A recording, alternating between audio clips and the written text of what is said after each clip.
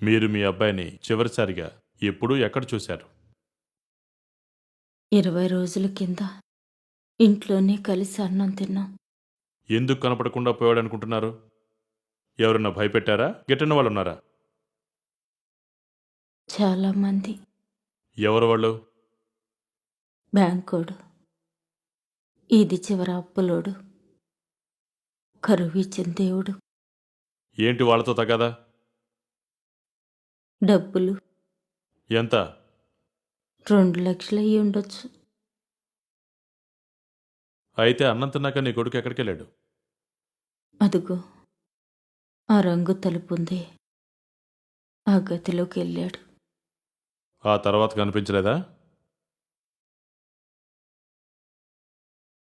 ఉత్తరం గాని ఏమైనా వస్తువులు గాని వదిలి వెళ్ళాడా?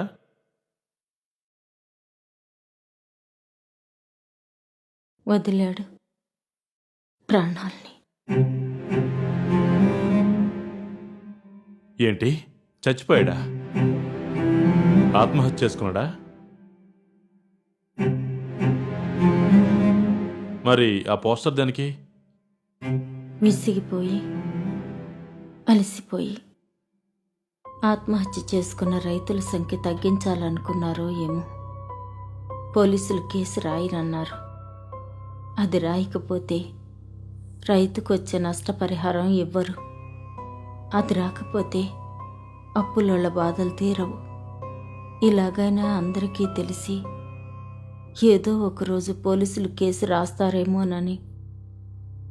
నీకు తిరగడం కష్టమైతే నీ భర్తనైనా మా దగ్గరికి పంపించుండొచ్చు కదా. వాళ్ళలాగే ఆయన కూడా కనపడకుండా పోయి చాలా రోజులైంది.